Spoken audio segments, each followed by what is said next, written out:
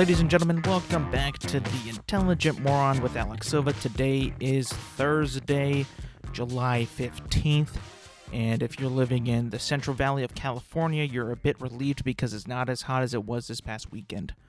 Or at least that's what I've heard. Now, this past weekend I wasn't in town where I live. I was in the West Coast area, the Los Angeles, Burbank area, on vacation with the family, going to Dodger games, eating a lot of food, having fun, avoiding the heat wave. But what I've been told and what I've heard and what I checked on the good old weather app is that it was about 111, 113, and I just couldn't believe myself and how I avoided that. I mean, thank the heavens that I did, because, I mean, any weather above 80 for me is hot. But once you get to like the 113, the 110, the 110s, that region is just like unbearably hot that no human is allowed to live outside. It shouldn't, not allowed, but no human is like pretty much capable of living outside like that. Like, imagine like we didn't advance in technology, right? And we were just living in huts and all that, and it reaches 113 degrees. I mean, I got to be honest with you. I'm pretty sure if we were living in those primal stages, people would have killed over. Like, a lot of people would have killed over. Thank God that we don't live in those days and that we don't have to experience that, because we have the power of air conditioning. Yes, and I had mentioned this earlier. I was gone. I went to Los Angeles for a few days, like maybe Friday through Monday. It was nice. We started off going to Universal Studios again. My father had never been, and we were just like, you know what, let's just go there. I mean, I've already got a season pass. It's a silver version, not the gold, so it's not as expensive. You don't feel as guilty. You don't get as many perks, but it's still worth it in my opinion. We went on all the rides. It was at a full capacity park, so some of the lines were a bit longer than they were when I went, when it was like a 35% capacity. But all in all, very, very fun day. I mean, you see a lot of people right now are just having fun now. With theme parks, they're just opening up and all that. It's a lot of fun. And experiencing that with my father, like never being there. I mean, I haven't been to an amusement park with my father in about 2 years. The last one we went to was Knott's Berry Farm, which was a very different park than Universal. But I just remember like he was just in absolute awe when we were on the studio tour, and like how they filmed movies in like certain areas and certain sets being reused since the 1930s. He was like just astonished of how it all, movies are made. It's almost like taking a little kid to a museum and seeing like how the past was. His curiosity bubble was just shattered and popped, and it was fun to see. Of course, everybody else had fun. We all had fun, but we've been there a few times now, and like you can kind of tell that the Universal Studios tour, especially like the Fast and the Furious little 3D screen show that they have at the very end of the tour. I mean, like, you see that more than like 2 times, and you're already one time and you're like, I don't gotta see it again and ever again. The King Kong one is okay because it's King Kong and it's pretty cool, but the Fast and Furious one is just, for me at least, in my opinion, is like, I mean, how much more do we got to see about Dom preaching about family? I mean, if you haven't already like been like on the internet or whatever, like, that the internet memes right now are about Vin Diesel's Dominic Toretto and family. Who can stop Thanos? Fucking Dom Toretto and family. I mean, it's absolutely insane. It's crazy. I mean, but the thing is, like, my friend group and we've been talking about like the family meme even before it got popular, like years ago. Like, I think back when Fast and the Furious 7 or Fast and Furious 8 was coming out, we were talking about that then, on how it's so ridiculous but also so funny. It's such like a big part of that movie franchise is always like the family. I mean, they even have it now in the taglines and the trailers, and like, who's gonna stop this family? Fucking nobody can, because you know what? They're family. And they even have like the thing like in this newest one, which I haven't seen yet, to be honest with you. I've disappointed myself many times, and I'm sure the viewers and listeners as well, but I haven't seen it. But I'm pretty sure the family in the 9th movie's got to go even through the roof even more nowadays, because you got fucking, the plot of the movie is Dominic Toretto versus John Cena, who plays his brother. I don't know his name yet, but I'm sure it's going to be like another family ordeal type of thing. And even though that it is a meme and it is funny to like, talk about and like just joke around about family, I mean, that is like one of the bigger selling points of those movies, is like they are technically well, not technically, but they are sort of a family in a way. And the reason that people go see those movies is because, like, yeah, I mean, everybody's got a family pretty much, right? I mean, obviously some people are unfortunate than others, but, like, the majority of the people that watch those movies or see those movies go with their families. So it's very smart marketing to like, kind of like market the family bonding, the connection, the family traditional. They're always, like, having fun together. They do their mission. They're in life-threatening situations, and then what do they do now? They have a barbecue and they're fucking sipping on Coronas. I mean, like, that is such a fun thing to do. It's so, everybody, again, a lot of people have families. They hang out with their families and they just have fun. And I can see why now, you think about it. The whole family marketing deal meme thing has now benefited their success. I mean, it's just like, I mean, why do you watch Star Wars? It's a classic battle between father and son, the family thing. It's just like, it's a ever-occurring, type of thing in film and TV. Like, why does everything got to, like, revolve around a family? Well, because it's more relatable, I think. I mean, even Game of Thrones, everybody's got their opinion on Game of Thrones, but, like, the majority of that is about the Stark family, the Lannisters, it's all family oriented, and it's all centered around family. So it's like, everybody, and, like, people who complain about, why does everybody got to be related? Why does everybody got to have a tie-in? Well, it's because the family drama sells big time, sells a lot. Even if you got, like, in Game of Thrones, fucking incest happening in multiple episodes, people still watch it. They will watch family things, obscene things, weird things. I mean, Game of Thrones itself alone has some of the most bizarre stuff I've seen on television, which kind of, like, tells you of, like, my knowledge and my I don't know, my spectrum of my television viewing is not that big.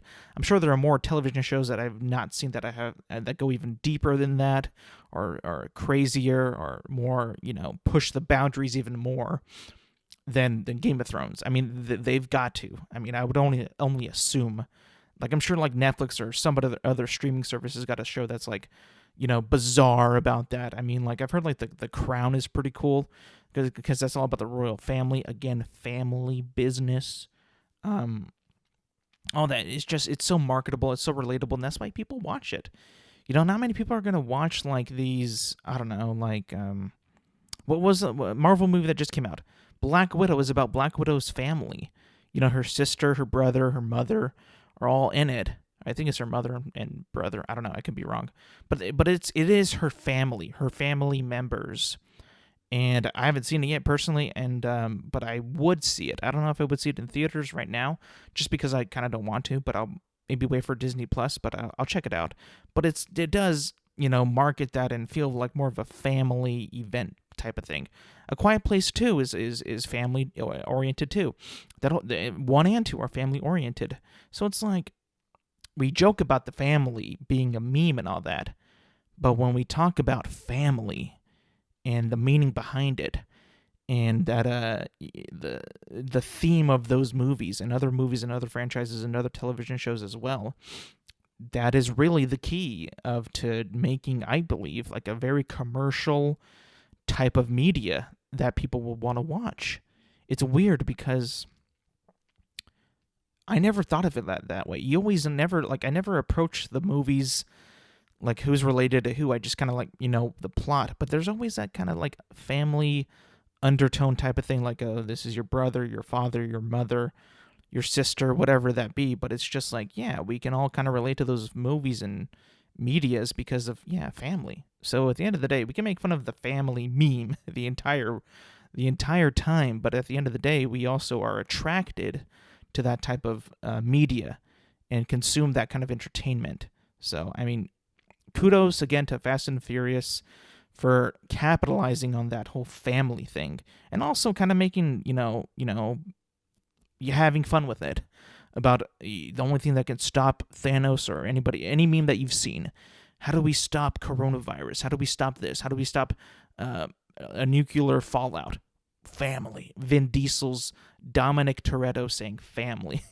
It is funny, but it is also, very likable and watchable.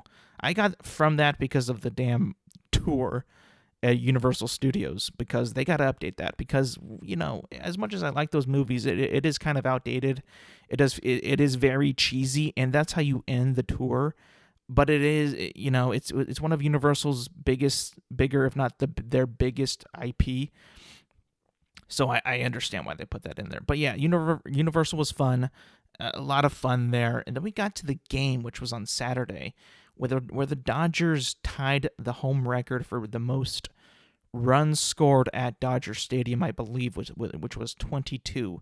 We won the game 22-1, and that was so much fun. It was a night game, nice and cool, because you never want to go to a day game like in LA, even if it's going to be 81 degrees, right? You still got that sun beating on you. You still got to wear shades. It's bright out. It's cramped. You can be cramped in some situations. The sun, you got to wear sunscreen. You just got to be protected, and even sunscreen nowadays, to me, I love, the benefits of sunscreen and the protection of sunscreen, but the stickiness of sunscreen and just having to lather up and make sure you get every corner of your face, your ears, your nose, your arms, your neck. You got to be careful, but it's protecting me, but it's also super sticky, which I kind of get annoyed with it, especially if you're going to be out in the sun and you're going to be sweating. It's not a good mixture, but you got to do what you got to do. Anyway, the thing is, it's a big gamble when you go to a stadium nowadays, when you are going to be around pretty close to other people. I'm talking really close. You think if you go to out to eat at a restaurant or a diner or even fast food, you're still not all that close to people, right? Maybe the person behind you, but usually there's an aisle of people. The tables can be separated pretty well to be comfortable, right? But at a stadium, that's not really the case. You got to be packed in to see all the action on the baseball field. And one of the worst things that could happen at a baseball game is that you get some really annoying, what I call sports neighbors for that time being, whether they're beside you, behind you, in front of you. Well, this situation happened where this guy and his wife, girlfriend, I'm not even sure, somebody's related to, they were talking about their history of their existence. Basically their entire life of, when I was a boy, I moved here from Missouri, and I fell in love with the Dodgers, and I've been going here ever since. Well, that's really cool. I had my newborn was born maybe a week ago, and we went to a game, and my father said, "You're a terrible mother, but he's fine today." Some stupid crap that you would hear in a family gathering, right? But it's right behind me and my father, and my dad's like, these guys gotta shut up because they're so fucking annoying. And they were. This guy had he had a very good voice, he could have been on the radio, but he could not turn that off. Everything he said, was just pronounced and articulated perfectly, but it was just dude, I'm trying to watch the game. What are you doing? This is annoying. Please, I don't want to hear about your goddamn life story, whether it be interesting or not. I just don't want to hear about it right now. Let me watch the game. It's called viewer or I guess viewer etiquette. You got to be, you're around other people pretty close, very close, enough where they can smell your breath. Please, just for 3 hours. That might be a while for a baseball game. I know that. But just for 3 hours, please, just be aware that there's other people around you trying to watch a baseball game. They paid tickets with their hard-earned money to get these tickets to drive to the stadium, to get a parking spot, because you got to pay for that now, and to just put up with concession stands and the snack bar prices and lines and the bathroom lines and everything that they do to watch a baseball game with their family in peace. Please, you can talk as much as you want, but just use your visitor sports etiquette as a spectator, please. I beg of you, because I always find myself in a situation where I feel almost, disgusting that I'm talking too loud at a game. That's why I don't really also drink that much alcohol at a baseball game, because I know what happens when I drink a lot of alcohol. I get very talkative, I get very loud, and I do not want to be that person causing a ruckus, getting kicked out, yelling at things that I shouldn't be yelling at. It's just something that I've restrained for me pretty well. I mean, like, again, I don't really drink at ball games. I had a couple beers this time, but it wasn't out of like, I need to get wild. I want to be impolite. No, it's just I was relaxing. It was a night game. It went for a little while. It was a little bit longer than usual. Again, we scored 22 runs, so it was a bit longer, but it was still, I was just like, I know what I have to do to have visitor etiquette. I got to be more polite than ever because I'm so close to people. I'm so close. I'm so, whether it be in front of me, back of me, to the side, whatever. I'm just so close to people that I don't want to cause any drama, distractions, whatever. I have that. And I've always had that in me. And a lot of people would say, like, my brother would be like, "Oh, I'm surprised you wouldn't go, all out on these games. You're a big Dodgers fan. You enjoy drinking beer." But it's like, I have that restraint on me to not do that because I've seen that happen with people. They have a little bit too much to drink and they get wild and crazy, get tossed, they get into fights, and it's just like, I do not want to be that right there. I just don't. And I will avoid that at all cost. Like, I don't want to be a part of that, and I've seen it happen, whether it be on TV or in person. I don't want to be that. And I've kind of done a good job about that, I think. I've never outlashed, I never really yell. I do cheer a lot, but it's not like I'm, like, trying to make myself stand out and be the center of attention. No, I don't want that. I find that that to be very awkward and not in the position that I want to be in. So, I mean, like, with that being said, that being that close at the games, when you're at a restaurant, though, we went to this restaurant, it was called Another Broken Egg in Burbank, right? Pretty spaced out, good, but good restaurant, delicious food, by the way. However, I do have one gripe about this. Now, my sister went to Burbank like maybe 2 years ago for a music festival, and they stayed at the same hotel that we stayed at, but down the street is this place that I already said, Another Broken Egg Cafe, and she claimed to me, she said, she preached that it has the best pancakes that she's ever had. And I took that, I remembered that the entire time we were there, before we went there, and even at the restaurant. Like, okay, I'm not going to order a pancake, but if you have one, I will taste it, and I will see if it's the best pancake that you've ever had. Now, when I got there, I got some pretty simple, basic food. I got an omelet. You had some meat in it, some mushrooms, a little bit of peppers, and a biscuit as a side. And then I also got grits. I've never had grits in my life before. I'm from California. We don't really eat that, a whole lot here. It's not usually on a lot of menus at breakfast places, diners, whatever. Usually we get like hash browns or whatever, or that's usually what's on the menu. But I've never had grits, so I tried them. Didn't like them. Did not like them. I'm also not an oatmeal guy. The texture, the softness, and of oatmeal, just like the taste of it either, is just kind of boring to me. So I kind of felt the same way about grits. I don't know what I thought, but I thought it would be more like a chowder type of food. I have no idea why I thought that, but I've seen pictures of them. I'm like, it looks like clam chowder in a way, but it's not. It's like a grainy rice cornmeal type of dish, and I was just like, this ain't for me, bro. I mean, just like oatmeal, this ain't for me. And if you've heard me on previous podcasts saying like how much I love basic food, like a hot dog, a bologna sandwich, a grilled cheese, oatmeal grits could be like one of the more basic foods out there. But I'm just not a fan of them. I'm just not. I don't know what it is. Like, my family loves oatmeal. They love it. They make a big pot sometimes. They devour it like within a day. It's like, I'm not a fan of it. I'm just not. So the grits experience for me was just kind of a letdown, because it's kind of just like, it honestly just tastes like rice, but it's like, I don't want rice for breakfast. I mean, also, like, give me some flavor. Like, I'm just getting the flavor of that rice.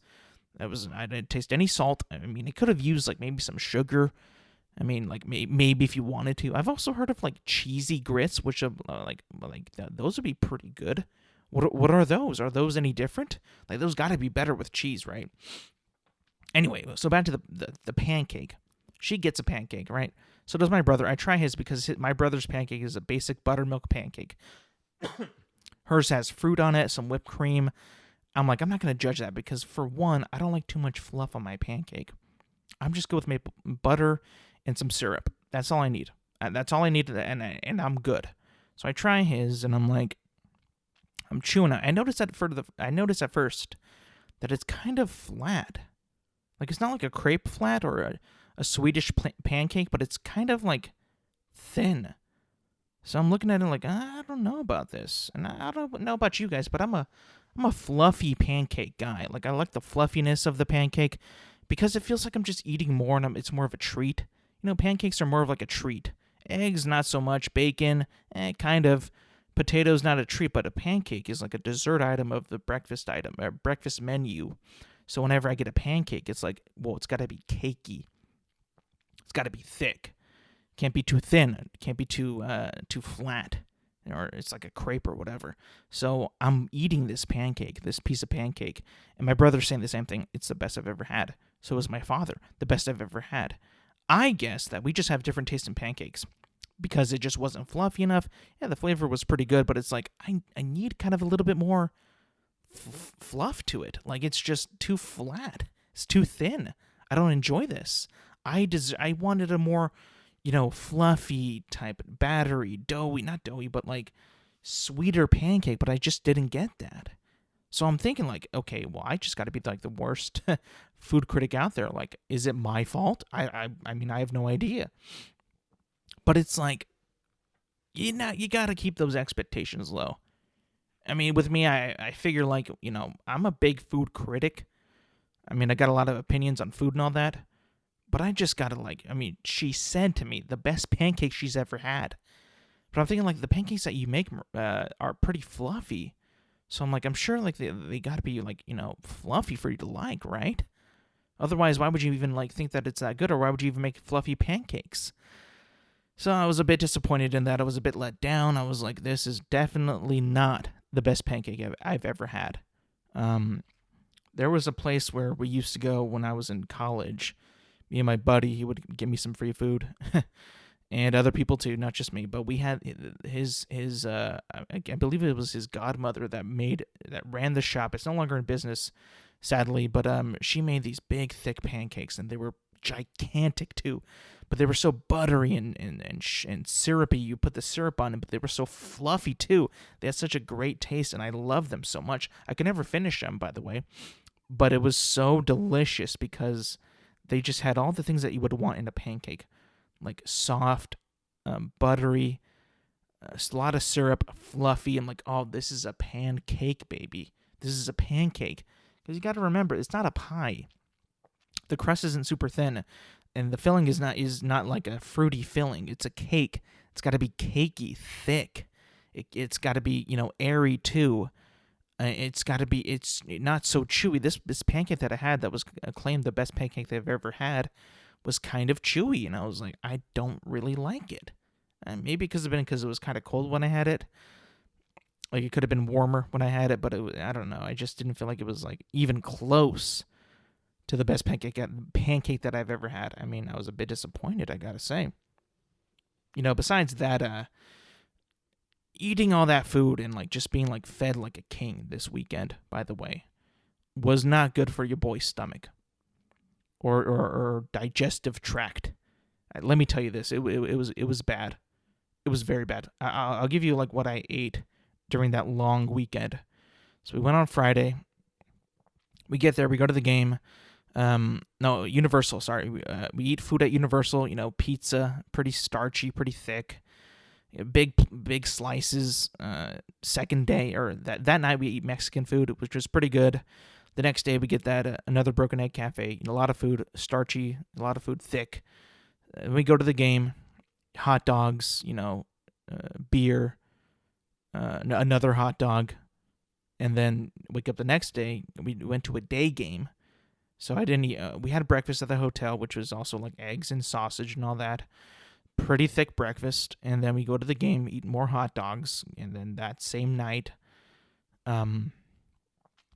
we went to BJ's, and I had a chicken sandwich, and at that point, after eating all that food, by the way, I'm not like regular at this point, so I'm like kind of constipated because of all the damn just thick foods that I'm eating. I mean, I'm having a miserable time now.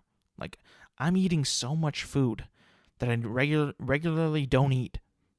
I cannot poo. It's horrible. Like, I would just have gas. And I would be, just sitting on the toilet like, I gotta poo, but I just can't get it out. I was so constipated that when I got home from the trip, I was like, oh, it's all coming out now. Fuck yeah, finally. Jesus Christ. So the thing is, like, the lesson is that you don't gotta eat so much food on these trips. And if you do eat a lot, pace it out and block it out. Maybe don't eat breakfast, a big breakfast, and then eat a big lunch, and then an even bigger dinner. Like, just don't do that, because you're going to be hungry. Yeah, I mean, after a while, you get hungry. But is your digestive tract going to be caught up with that? For me, I don't think so, because I was backed up for like a day at least. I'm good now, but I was just like, it happens every time. Like, when you go on a trip like this, on a vacation, you tend to eat a lot. Eat and drink a lot, and not do much activities like running or walking or whatever. I mean, we went to the Universal Studios and walked a lot, but it's not like it's going to help me like digest all this food. I mean, I was just like, oh, geez, man, all this food, I got to stop. We have to stop eating all this food. But that's just kind of like the thing with it, with a good vacation, though. You always got to, indulge and just let loose and have some fun. That's what we did, and it was a good time. It was fun.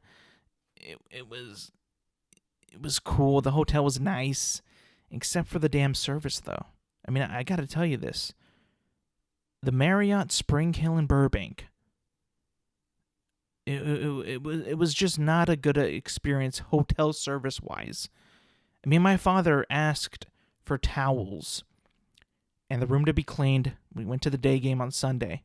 We got back like around 4 p.m.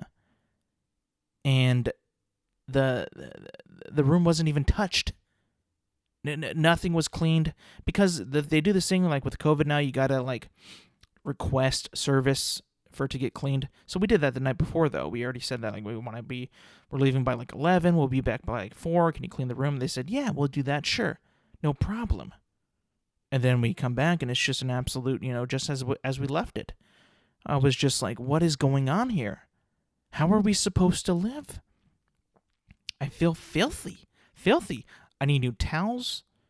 I need another washcloth. I need my new sheets. I want my bed made. Nothing.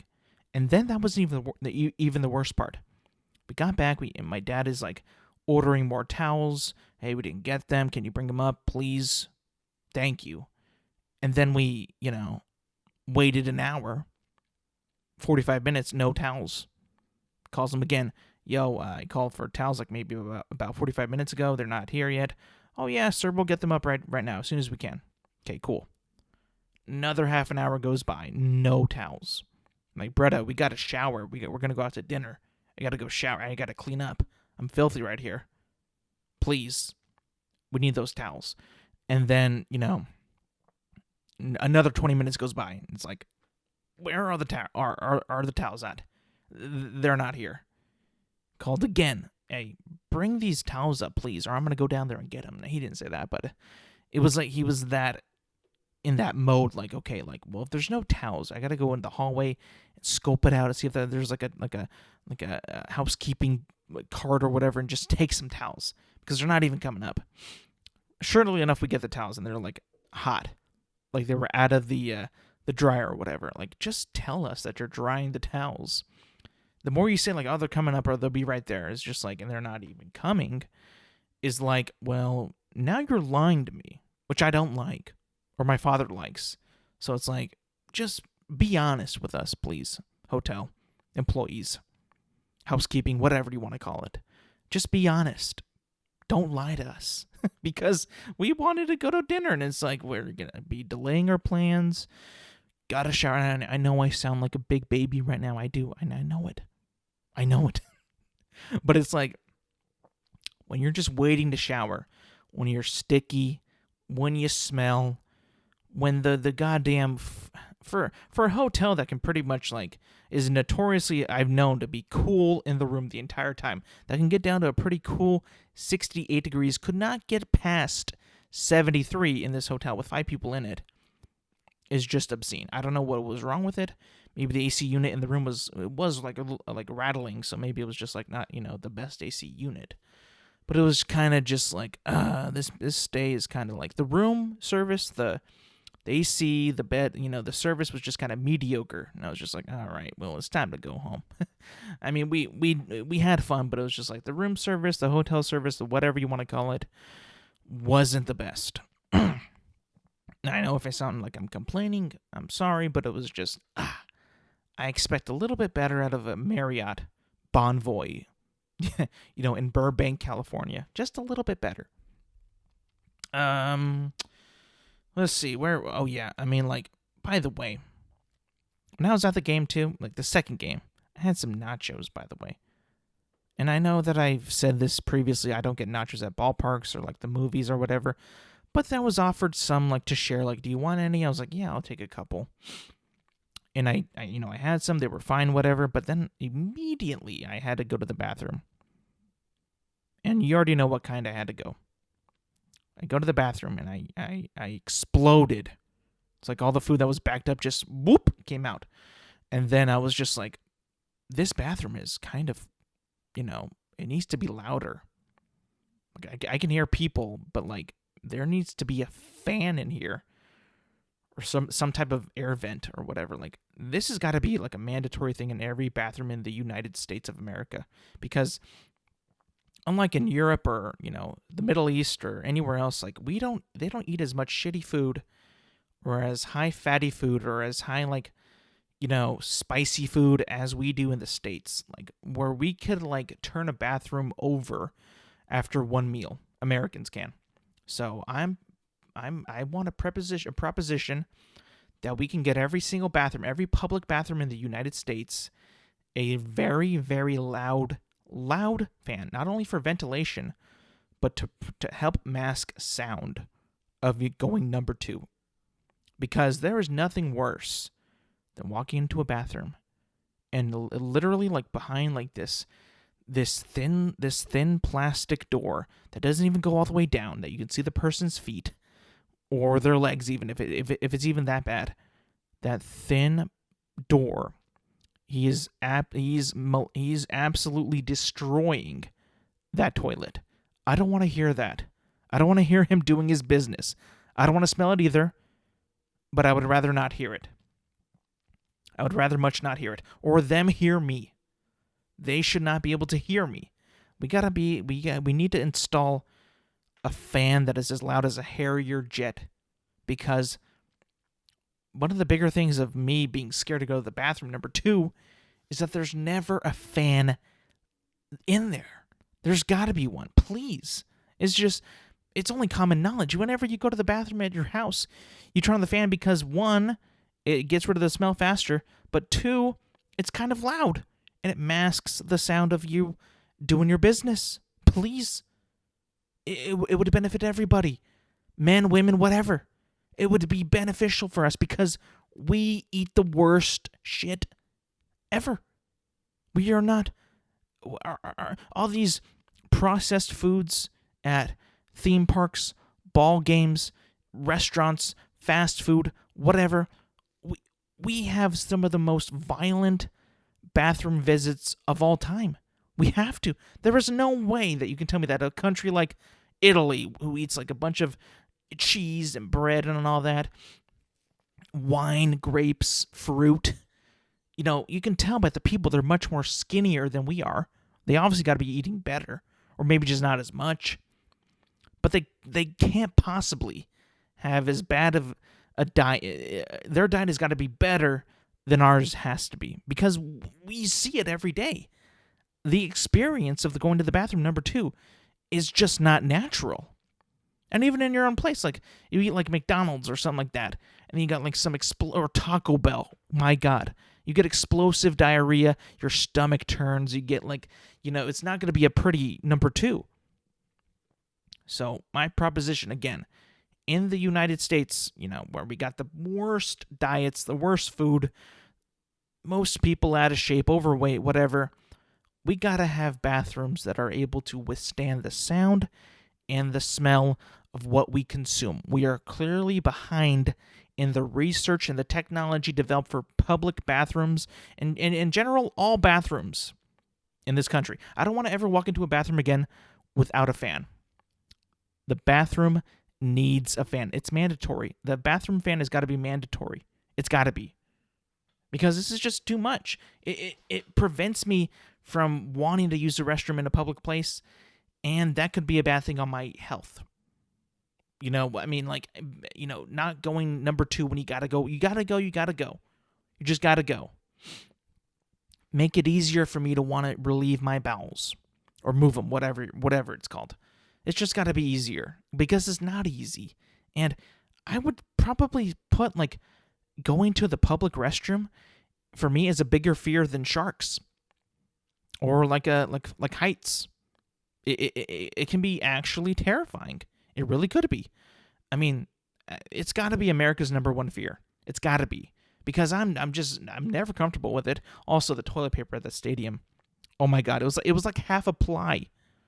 It was half a ply, and I was just, I was absolutely, astonished by the thinness of the toilet paper. Astonished. I couldn't believe it. I could see through it. My hand is not, it's not, I should not be able to see my hand through the toilet paper that good. And also, the device, the gizmo that they put there to hold the toilet paper and for you to roll it out or pull it out is obviously just one of the worst devices ever created. You gotta actually manually turn the roll in the fucking plastic thing where those teeth are that you put your hand in and you get cut up because that's where their teeth are to cut the toilet paper. It's absolutely insane. It is ridiculous. And the toilet paper that doesn't have any what do they call the little where they form the squares where you can kind of pull it at ease. The toilet paper that doesn't have any of that. That is just a big long toilet paper, one big long strip. Criminal. Absolutely criminal. You're not making it any easier for me to use the bathroom. It is a chore. It is a job. Not even a job. It is a monumental task to use a bathroom in this country. It is absolutely too difficult. Not even comfortable. And just awkward. It really, really is. And you know what's also awkward? But you got to do it anyway because of sanitary reasons. Not even just in this time, but even before this time.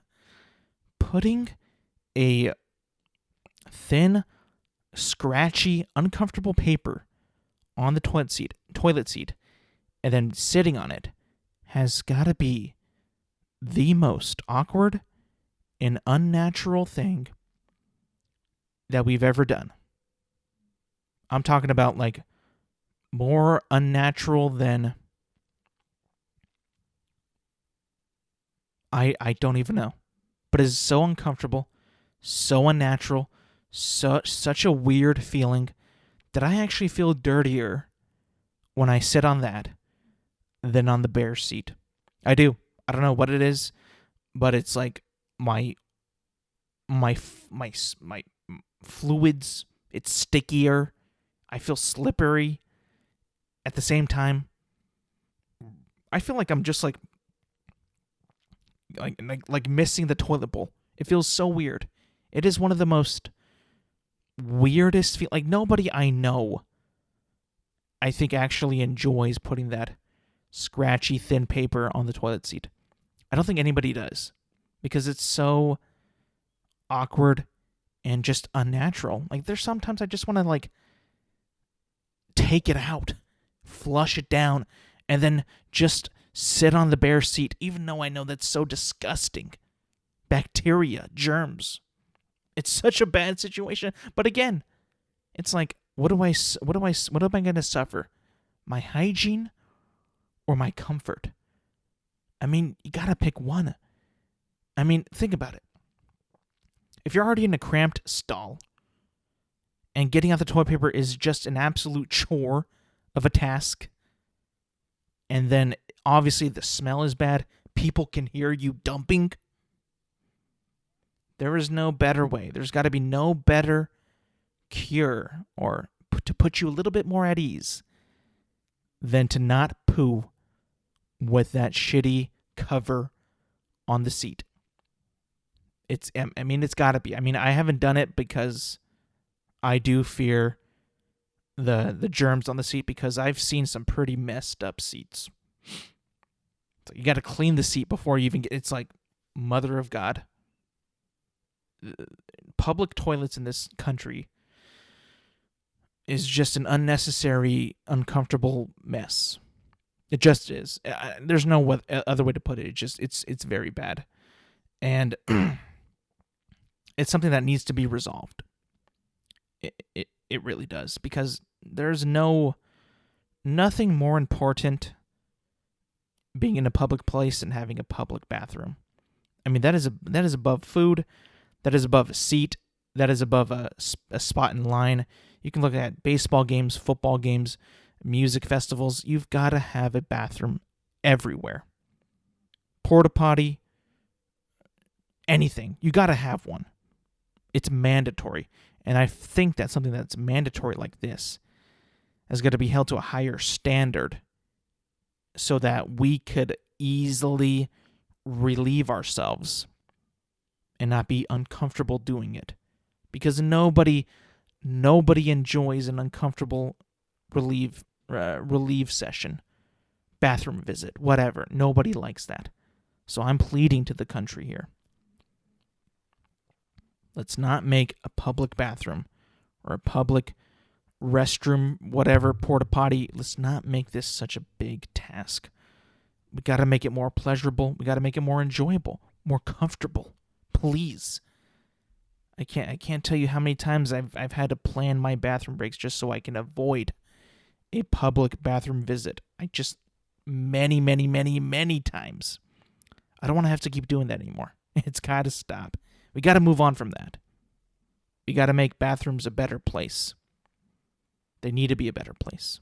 They should be. I think if everybody agrees I think everybody can agree on that.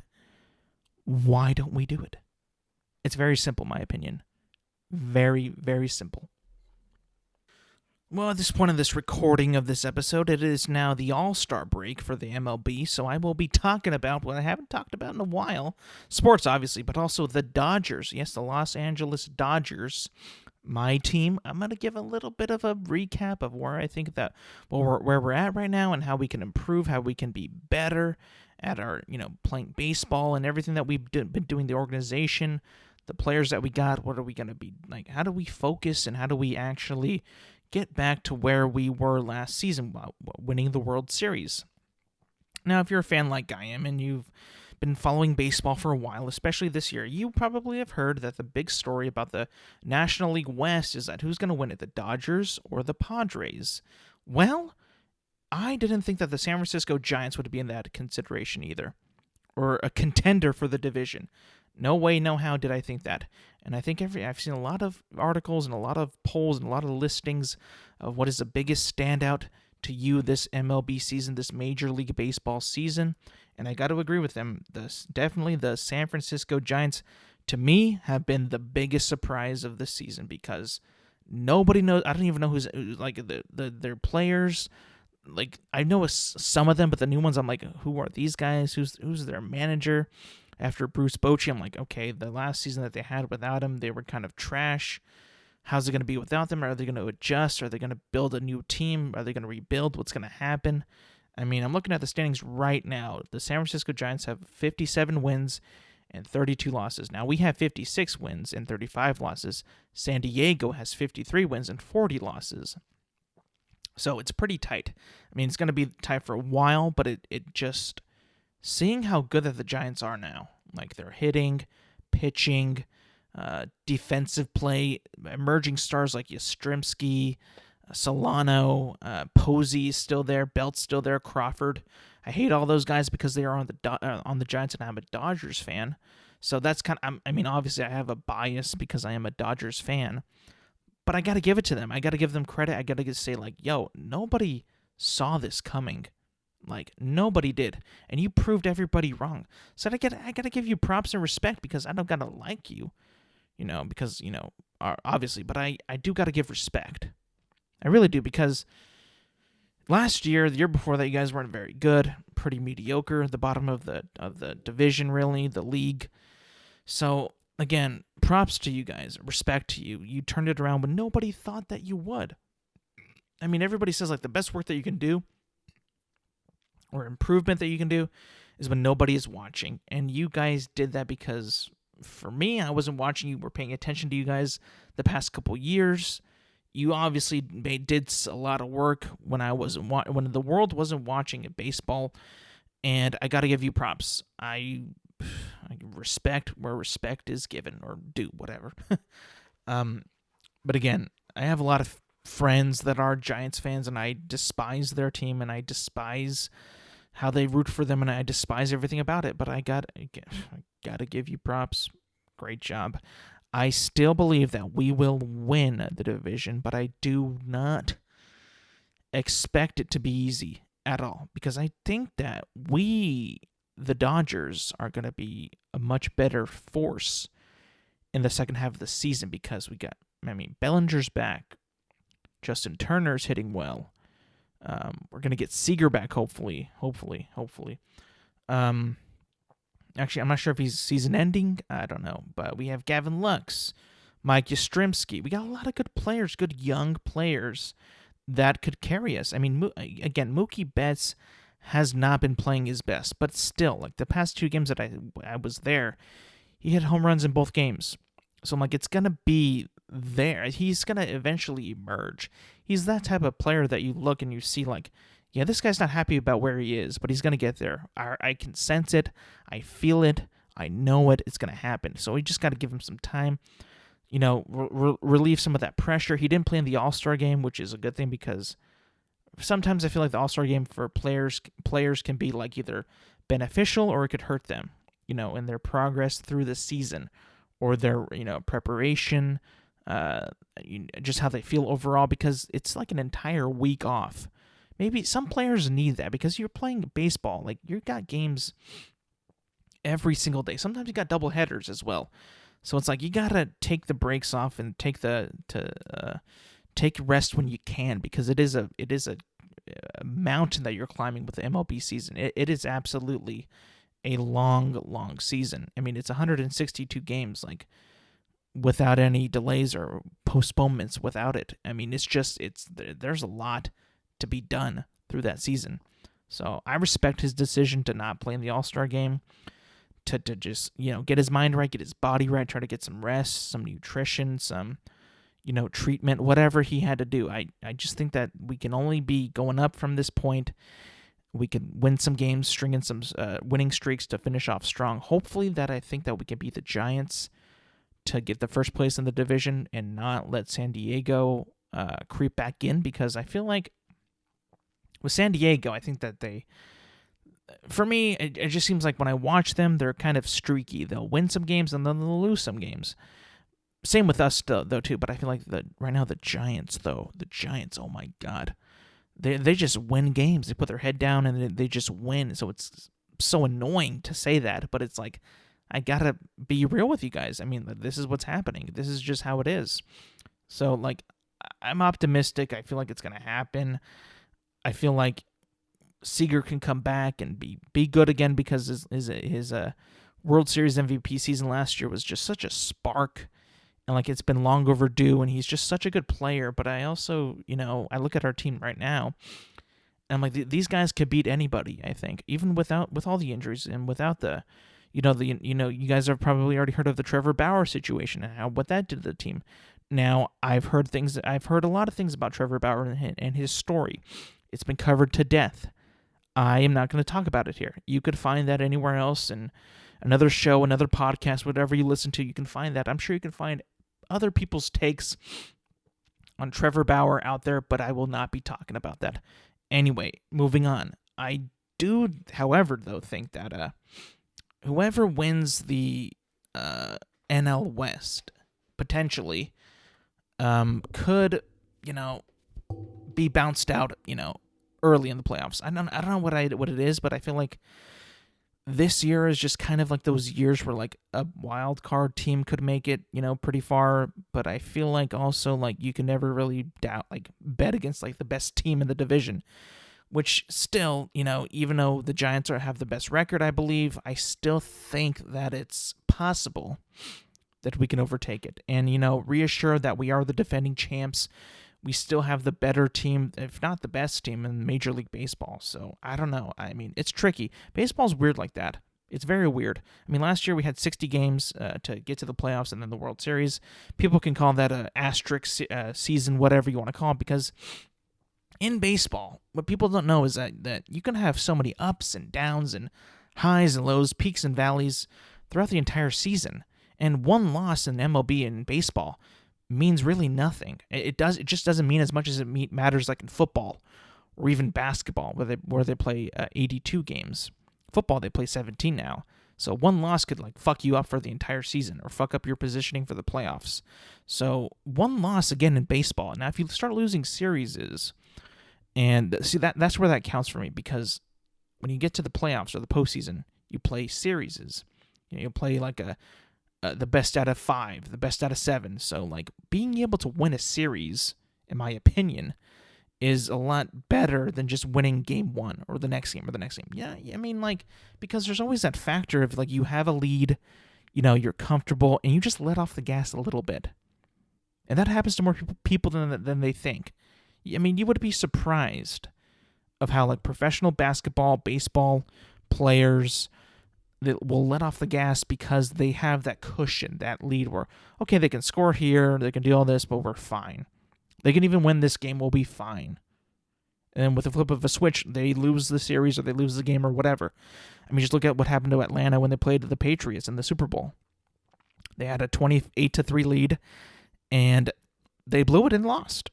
So anybody, any professional sport or any profession in general, like you notice that you have a lead, you've got a cushion, you're comfortable, that's when you start to mess up. And when the errors start to pile up. And then when the desperation sits in. And nobody ever plays good or does good in desperation, because desperation is a weird thing. You could either thrive from it or you could absolutely crumble from it. But I feel like more people in sports can crumble because like there's just like that pressure. You never want to be in that position with that pressure ever. So when you get into it, you don't really know how to handle it. Some people do, some others don't. But it's like it's always a big gamble. You just never want to be in that position because it's like being like, down by like, we got to come back here, but you also got to worry about injuries, minutes, fouling. It's like there's so many like things not on your side. It's almost like impossible to overcome. So you just never want to be in that situation in the first place because, first of all, it's not comfortable. It's not ideal. It's not fun. Your backs are against the wall. But that's also when like you get like the most cool sporting stories or whatever you want to call it. When a team can actually come back and fight through the adversity and just like, will their team and themselves to winning a championship or winning a final or whatever, winning a series even. I mean, like, just imagine like, back in the day when the Cavaliers were down by 3-1 to the Golden State Warriors, and then they could have just floundered, they could have bottled it, they could have just like given up right then and there. They would have been like, okay, LeBron's not going to win that chip. But then they battled back, and they battled back, and they battled back. And then that's when LeBron won the first championship for Cleveland, and that was just like, it was such a great story of how the Warriors blew a 3-1 lead, and the impossible happened. I mean, it takes a lot for a team to come down from 3-1 to win 3 straight when all the other team's got to do is win one single game. It's insane. But it's like, how do you even get to that position anyway? How does that other team just like say like, oh, we'll just get him next time. We'll get him next time. We'll just do it in the next game. It's like, how does that mindset play out? How does that even work? How do you even get to that point?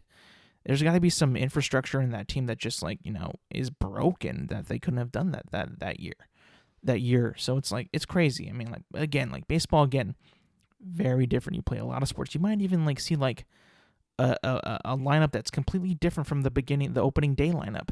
to the last game of the season lineup. Everything can change. Everything can switch up. Everything can, whatever can happen will happen in baseball. And it's just, baseball's got that mentality of like the next man up. Whoever can pitch will pitch. We'll go trade for somebody. We'll go get them. Can he play this? Can he play? Oh, he plays shortstop, but can he play second base? We need a second baseman.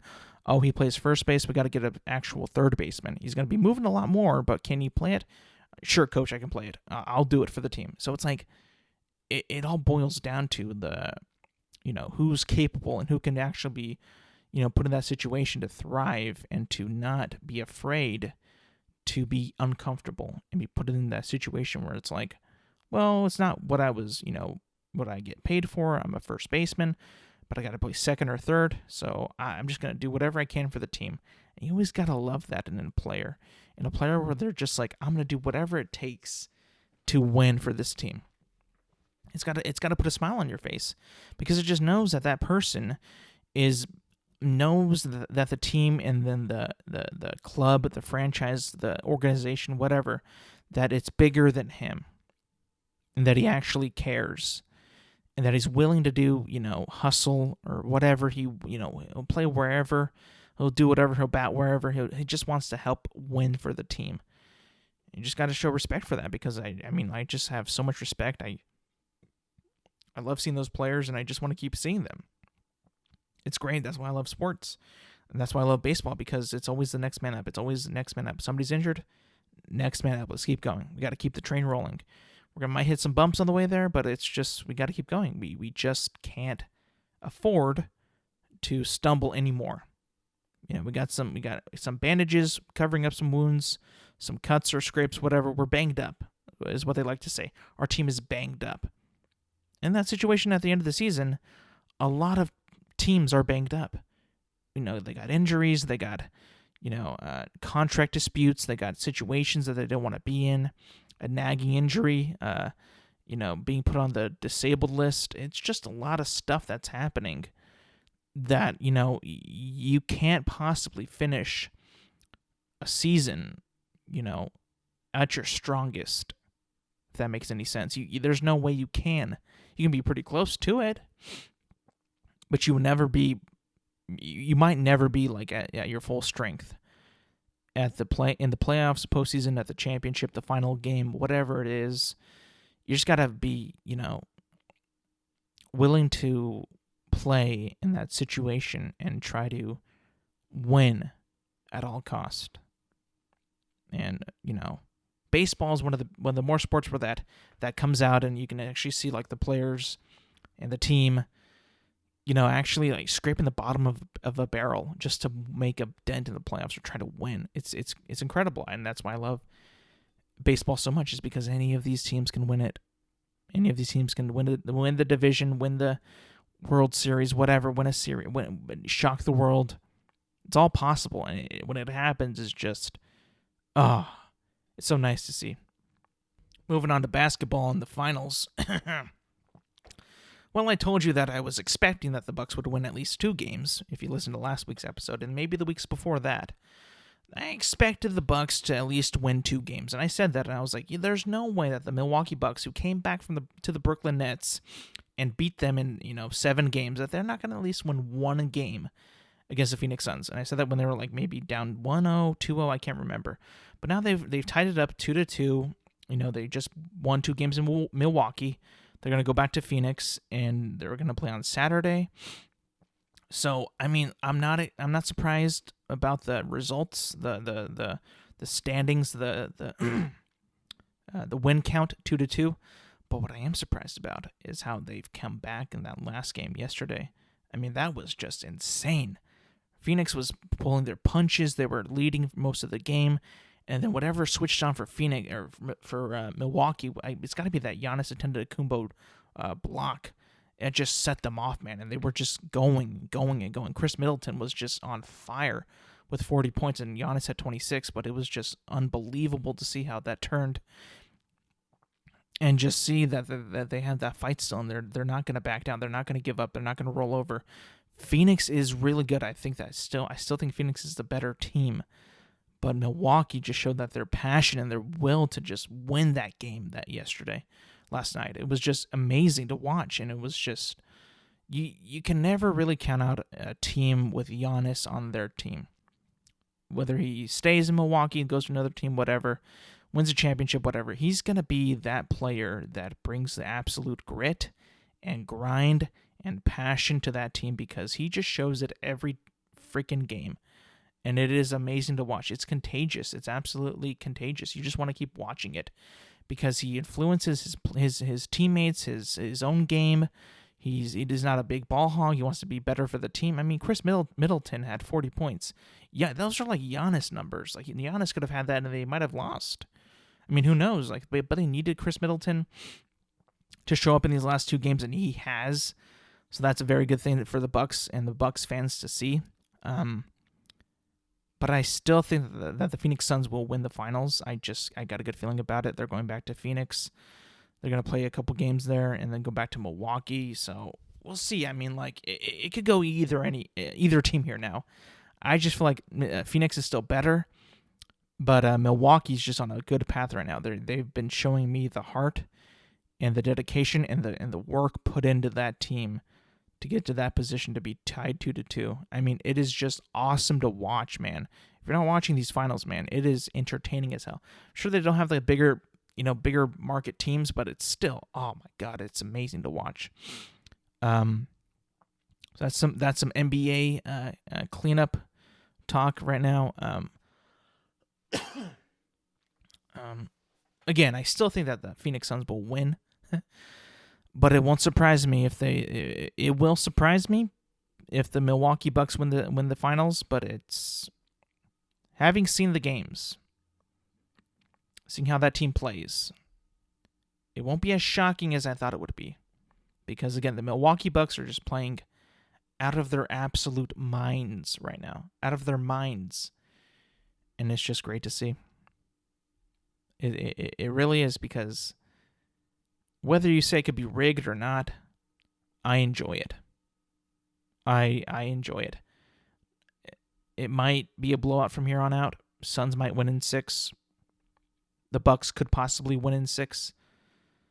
I just hope that if it goes to 7, I'm going to be so happy, because there's no better 2 words in sports. And you've heard this many, many, many, many times. No better 2 words in sports than Game 7. Game 7 in American sports, it is a treat. It is an absolute treat. And if it goes to that, I'm going to be happy. Either way, you can say it's rigged or whatever. I'm going to love it. But it does seem that the home court advantage is real here. So if this trend continues, Phoenix could win the whole thing. Because I believe that the next games, let's see, what do we got here? The schedule for the finals. Okay, we got Game 1, which was in Phoenix. Game 2 was also in Phoenix. Game 3 and 4 was in Milwaukee. Where is it? Game 5. Game 5 is going to be back in Milwaukee, and then it'll end in Phoenix. So if the home court trend keeps on continuing, then we're going to have the Suns win in seven games. So I mean, we'll see about that. I don't think it will. But again, I wouldn't be disappointed or mad or angry. I'd be happy. I would be very, very happy about that. Game 7, bring it on. Now, on Sunday, this past Sunday, which was the Euro 2020 final between Italy and England. Now, I didn't watch all of it because I was at the Dodger Day game, which began at 1 o'clock, or 1:10 actually, and the Euro final took place at 12 p.m., or noon, sorry. And I didn't think that it was going to go to penalty kicks, but it did. Italy and England were tied 1-1 before the PKs, and then I thought that obviously I had to watch it at the stadium, right? I mean, Dodger Stadium has great Wi-Fi, so that was not a problem. So I just had that, down by between my legs, just, peeking at it and checking it out from time to time.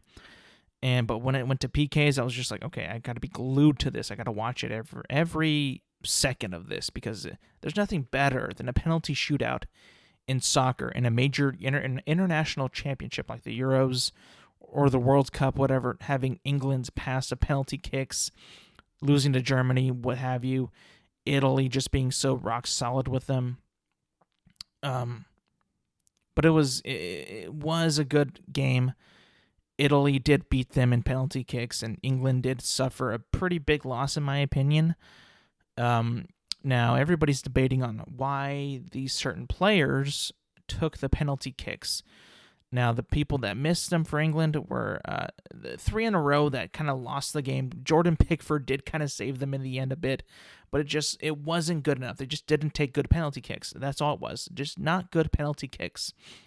And the reason why I think it was bad is because, now, as an American, fan, I don't see a really good benefit of putting a player on who's hasn't barely played in the entire tournament, not even just that one game, in Jadon Sancho, but it's also in a final.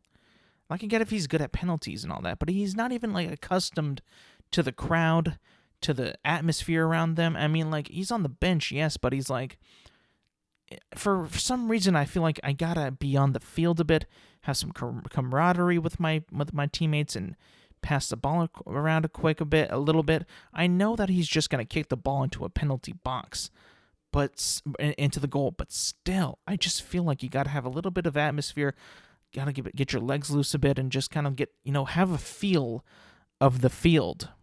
Because it's not going to be like any normal, regular penalty shootout. It just isn't. No matter how much you want to make it like that in your head, that pressure is immense. And in that situation where Marcus Rashford, Jadon Sancho, Bukayo Saka all missed, I was just those two, Jadon and Marcus, I just feel they were just put on. Even though you were on the bench and you were watching the game, there's no way that they were, in the right mindset. Because, again, it was a final. It was the Euro final. You can probably do it in, a regular season game, a Premier League game, whatever you do, whatever. But, again, all that pressure was so much for barely having any playing time in that entire tournament, too, by the way. So, I just felt like the manager was like, oh, well, I haven't played these guys that much in the tournament. I better let them, save us with penalties. And I get it. Those guys were, I think that they're, the better penalty shooter players on the team, but it's what's the word? I don't know what he could have done to make it better. But it fell flat on his face, and it was a bad decision in my opinion. I don't know, man. It was heartbreaking for England. It really was, because just the way that they kept missing one after another. Oh man, it's gut wrenching. It really is. It's really sad, and especially at the very end. Bukayo Saka is 19 years old. I don't give a fuck if he's talented. There is no way that guy should be shooting a penalty shot. The one to send them into, sudden death or to keep it going. That is just so much pressure for a kid. He's so young and he's so fresh. And it's just again, the final kick attempt. It was just no, dude. You got to have somebody else, dude. He's already been on the field. I get that if you're a better shot, but it's dude, I mean, somebody else, the other players got to step up as well. It's no, we got to take the penalties. We got to do it because we've been on the field and you're also a 19-year-old kid. It's Jesus Christ, man. I mean, he was so young. It's a lot to expect from a 19-year-old kid. It's it's so much. It's wow. It just baffled me and blew my mind that was actually decided. Having said all that, congratulations to Italy. They won it fair and square. They were the better team, the best team in the whole tournament. Their goalkeeper, Gianluigi Durum, I can't even pronounce his last name, but he just stood out this entire tournament. He was a defensive wall for that Italy team. He was so dominant. He has a good presence. He made a lot of crucial saves. He made the final save. But it was almost like watching that Italian team in the very opening game is these guys could be a force, or they could not be, or they could be a fraud. They were clearly a force. They were the best team of the tournament, and they won the tournament. No better team deserved it than Italy. Congratulations. It was a fun month. It was a fun month of soccer, of international soccer tournament back. It was great to see it. The country, the continent of Europe was just in joy of watching football, uniting, gathering together. It was just nice to see because soccer might be like the only sport, maybe the Olympics, but soccer might be the only sport where it could unite an entire country, whether you disagree on politics or not. It has that power, man. It just does, and it's so nice and fun to watch how the fans at Wembley were just losing their minds and just having a good time. In a previous year where we just had like the worst time, like one of the worst times ever. So it was just like, it was really fun to see that, and just can't wait for next year's World Cup. It's gonna be fun. Hopefully another repeat of this fun month of drama, ups and downs. I mean, from starting off from Christian Eriksen nearly passing away to him, being brought back to life, and finishing off with, Denmark made it to the semifinals, so that was also really cool to see. So great tournament, awesome tournament, fun as always. I always love watching these, whether the game be at 6 a.m. or whatever. I just gotta make the time, to watch these games because, again, you don't get it every year. You get it every 4 or every 2 or whatever, if you're also counting the World Cup. So you don't get it so often. So just enjoy it, man. I enjoyed it. I hope everybody else did and had a good time because I always look forward to these tournaments. It's so much fun. And I just can't wait for the next one. I really can't wait. But again, thank you again. I'm going to end the show there. Thank you for listening. Thank you for watching. I appreciate that so much. If you're doing so on Apple Podcasts and on Spotify, make sure you rate and review on there. If you can, I would greatly appreciate that. If you're watching on YouTube, hit that subscribe button, leave a comment, like a video if you want to, if you thought it was good. Thank you so much again there. Again, you can find this podcast, The Intelligent Moron with Alex Silva, on Apple Podcasts, Spotify, and YouTube. And I will see you guys next week.